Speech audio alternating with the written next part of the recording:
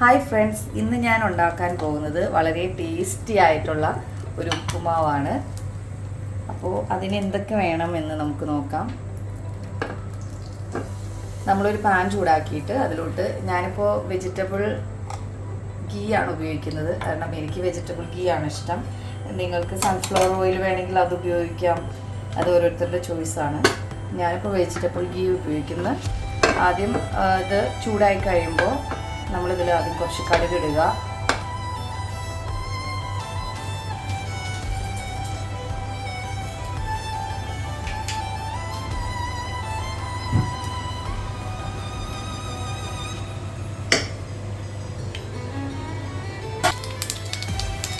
കടുക് പൊട്ടിക്കഴിയുമ്പോൾ നമ്മളിതിലോട്ട് കറിവേപ്പില, ഇഞ്ചി, പച്ചമുളക്, ഇത് ചെറുള്ളിയാണ് ഞാൻ എടുത്തിരിക്കുന്നത്. ഒരു 4-5 കഷ്ണം ചെറുള്ളി ഇടുക. ചെറുള്ളി ഇടുമ്പോൾ നമുക്ക് കുറച്ചൊരു ടേസ്റ്റ് കിട്ടും.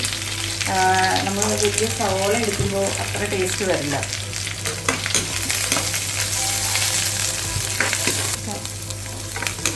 നമ്മളൊരു 2 മിനിറ്റ് ഇത് നന്നായിട്ടൊന്ന് വാട്ടിയെടുക്കണം. ഈ വാട്ടിയെടുക്കുമ്പോൾ നമ്മൾ അതിൻ്റെ കൂട്ടത്തിൽ കുറച്ച് ഉപ്പിടുകയാണെങ്കിൽ നമുക്കത് പെട്ടെന്ന് വാടി കിട്ടും. ആവശ്യത്തിന് ഉപ്പിടുക.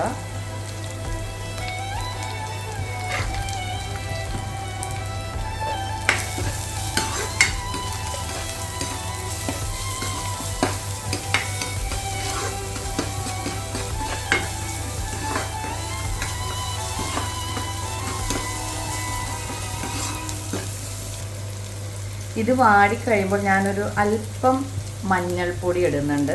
ഈ മഞ്ഞൾപ്പൊടി ഓപ്ഷണലാണ്. ഇത് എൻ്റെ മക്കൾക്കൊക്കെ ഈ മഞ്ഞൾപ്പൊടി ഇട്ട് ഈ മഞ്ഞ കളറിലുള്ള ഉപ്പുമാവ് കാണുമ്പോൾ അവർക്ക് ഒത്തിരി ഇഷ്ടമാണ്. അപ്പോൾ അതുകൊണ്ട് ഞാൻ ഇടുന്നതാണ്. നിങ്ങൾക്കത് ഇഷ്ടമാണെങ്കിൽ മാത്രം നിങ്ങളിട്ടാൽ മതി.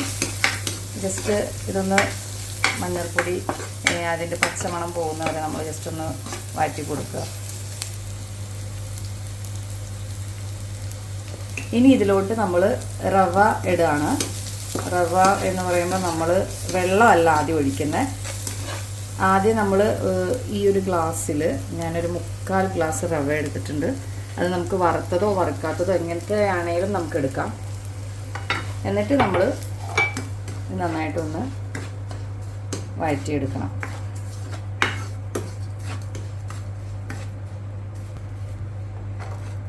ഇതൊരു 2 മിനിറ്റ് നമ്മൾ ഇതുപോലെ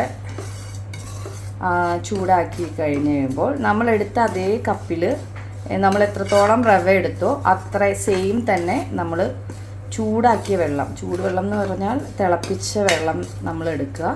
ഡയറക്റ്റ് ഇതിലോട്ട് നമ്മൾ കുറേശ്ശെ ഒഴിച്ചിട്ട് ഇളക്കി കൊടുക്കുക.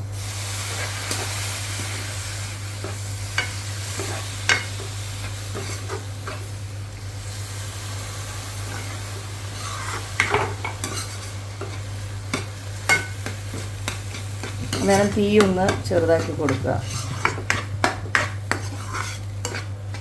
നമ്മളിത് കാണുമ്പോൾ വിചാരിക്കും കുഴഞ്ഞു പോയെന്ന്. പക്ഷെ ഇത് കുറച്ച് കഴിയുമ്പോൾ വെള്ളമൊക്കെ ഈ റവ വലിച്ച് കഴിയുമ്പോൾ ഇതൊക്കെ കുറച്ച് നന്നായിട്ട് ഡ്രൈ ആയിക്കോളും.